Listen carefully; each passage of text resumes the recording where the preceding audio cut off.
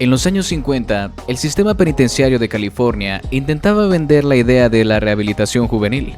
Prisiones recién inauguradas ofrecían talleres de mecánica, oficios y patios verdes que prometían un nuevo comienzo. Pero bajo ese discurso se incubaba una fuerza que pronto se convertiría en un imperio del crimen, la Mexican Mafia, conocida simplemente como la M. En 1957, en el reformatorio de Dewey, 13 pandilleros hispanos, que hasta entonces habían sido rivales, decidieron unir fuerzas. Lo que los motivó no fue la redención, sino la ambición de controlar el mercado negro de la cárcel. El artífice de la alianza fue Luis Güero Buff Flores, quien convenció a sus enemigos de que era más rentable unirse que seguir apuñalándose en disputas inútiles por el patio. Así nació un pacto fundacional que pronto se transformaría en una hermandad con códigos propios, juramentos de sangre y un emblema que infundía terror: la mano negra, símbolo heredado de la mafia siciliana. Desde entonces el camino de la M estuvo marcado por la violencia, la lealtad absoluta y la expansión de su poder desde los muros carcelarios hacia las calles.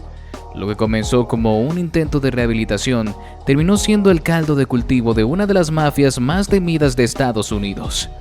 ¿Cómo una alianza entre jóvenes rivales en un reformatorio pudo convertirse en un imperio que controla pandillas enteras? ¿Fue la brutalidad de su violencia o la férrea disciplina de sus códigos lo que cimentó su poder? Déjalo en los comentarios, apoya este relato con un like y suscríbete si te gustan este tipo de historias. Ahora sí, comenzamos. El poder absoluto en prisión. La Mexican Mafia no tardó en demostrar que sus reglas eran más que palabras. Quien traicionaba, moría. Quien se oponía era eliminado. En San Quintín, uno de los penales más temidos de California, la M ejecutó al primer guardia penitenciario en la historia del sistema carcelario estatal. Ese crimen cambió para siempre la percepción de las autoridades. Ya no se trataba de simples pandilleros buscando esa protección, sino de la organización con capacidad de desafiar directamente al Estado. Lo que comenzó como control de cigarrillos y drogas dentro de prisión se expandió hacia servicios de protección y ejecuciones por encargo. Los muros no eran límites, sino trincheras desde donde se proyectaba un poder que alcanzaba las calles del sur de California. Cuando las autoridades intentaron dispersar a los líderes trasladándolos a otras cárceles, el efecto fue el contrario. La M se multiplicó como una plaga, replicando su modelo de terror en cada nuevo presidio. Uno de los episodios más brutales ocurrió con Rodolfo Cheyenne Cadena, un joven que ya cargaba con fama de temerario. Apenas ingresó a San Quintín, fue agredido por un recluso afroamericano de gran tamaño en un intento por medir su temple. Cadena no dudó. Tomó un cuchillo improvisado y lo apuñaló repetidas veces, asesinándolo a plena luz del día, ante más de 1000 internos que observaban el espectáculo de violencia sin atreverse a intervenir. El patio quedó en silencio, roto solo por el eco metálico de la alarma y el griterío lejano de los guardias. Nadie habló, nadie señaló a Cadena. Ese silencio colectivo era la prueba del verdadero poder de la M. Podían matar frente a todos, desafiar la autoridad penitenciaria y convertir a la prisión entera en cómplice mudo. Para muchos, aquel episodio fue el bautizo sangriento que consolidó a Cadena como figura dentro de la organización y dejó claro que la Mexican Mafia no era una pandilla más, sino una maquinaria de terror que se imponía incluso en los escenarios más hostiles. Rivalidades sangrientas en la guerra con la Nuestra Familia. La ambición de la M no tardó en generar resentimiento, especialmente entre reclusos hispanos que se cansaron de las extorsiones. En la prisión de Soledad nació la Nuestra Familia, un grupo de disidentes que encontró en un par de zapatos robados el detonante para iniciar una guerra histórica. El episodio, conocido como la Guerra de los Zapatos, derivó en un motín sangriento con 19 apuñalados y un muerto. Desde entonces, la rivalidad entre ambas organizaciones se convirtió en una de las más violentas y duraderas en el sistema penitenciario de California. La Nuestra Familia se organizó con disciplina militar y brutalidad estratégica, sorprendiendo a la M, que hasta entonces había reinado sin competencia absoluta. Sus integrantes establecieron cadenas de mando, códigos estrictos y tácticas de emboscada que elevaron la violencia a un nivel pocas veces visto en el sistema penitenciario.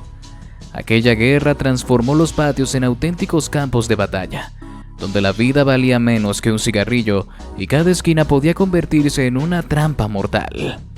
Los guardias apenas podían contener las riñas y los internos vivían en un clima permanente de tensión en el que la lealtad significaba supervivencia. Con cada enfrentamiento, la rivalidad se hizo más feroz, dejando un reguero de sangre que consolidaba la reputación de la Mexican Mafia como un enemigo que ni los barrotes podían contener. Y al mismo tiempo el eco de esas luchas comenzó a salir de las prisiones, anticipando que la violencia no quedaría encerrada tras los muros, sino que pronto se expandiría hacia las calles, preparando el terreno para la siguiente etapa en la historia de la M. Una expansión más allá de los muros.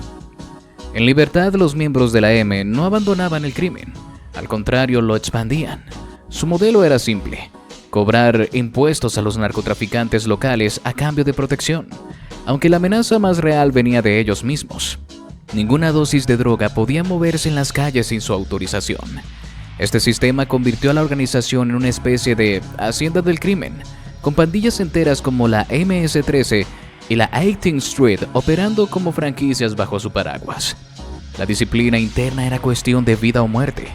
En 1971, Alfonso Pache Álvarez cometió el error de quedarse con parte del dinero recaudado. La respuesta fue inmediata: 2 disparos en la cabeza en plena vía pública. Un mensaje inequívoco de que la mano de la M alcanzaba incluso a quienes ya estaban libres. La orden había venido de Joe Pegleg Morgan, un líder de origen eslavo que se convirtió en figura clave de la organización. La alianza con la Cosa Nostra italiana llevó a la M a un nuevo nivel. Juntos desviaron fondos de programas estatales de rehabilitación de adictos, como el famoso caso del Get Going, donde millones de dólares destinados a combatir la drogadicción terminaron financiando al mismo grupo que inundaba las calles de narcóticos. El asesinato de Ellen Delia, directora del programa que intentó denunciar el fraude, selló con sangre esa oscura sociedad. En los años 90, la Mexican Mafia se convirtió en leyenda oscura incluso en Hollywood.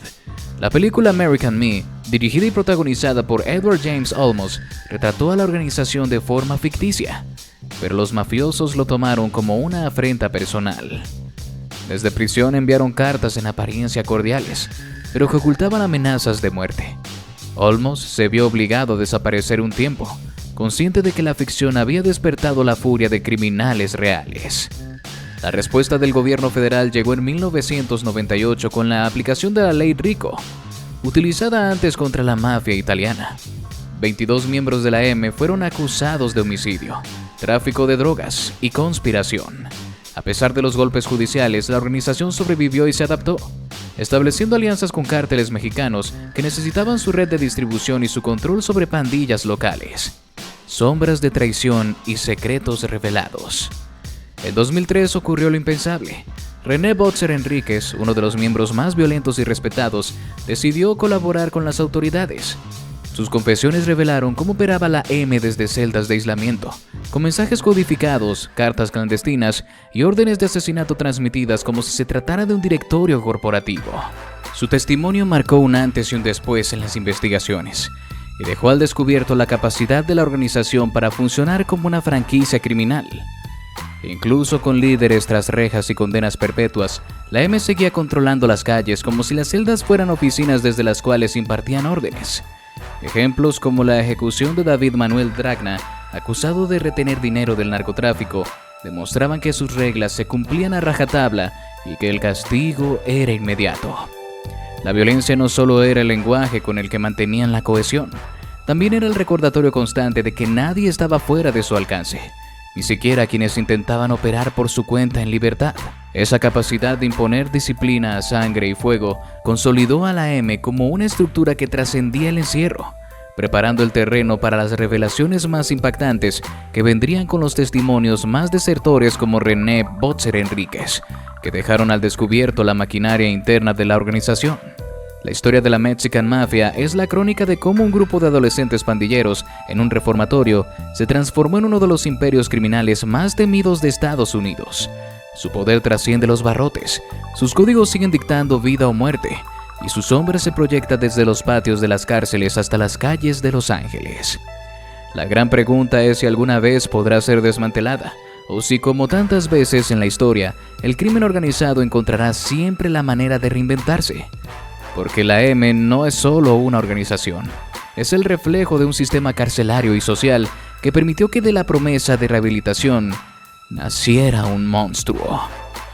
Ahora cuéntanos, ¿qué opinas de la historia de la Mexican Mafia? ¿Crees que es posible erradicar una organización tan arraigada en las cárceles y en las calles? Comparte tu reflexión en los comentarios, te estaré leyendo. Deja tu like y suscríbete para seguir explorando las historias más oscuras y reveladoras del crimen organizado.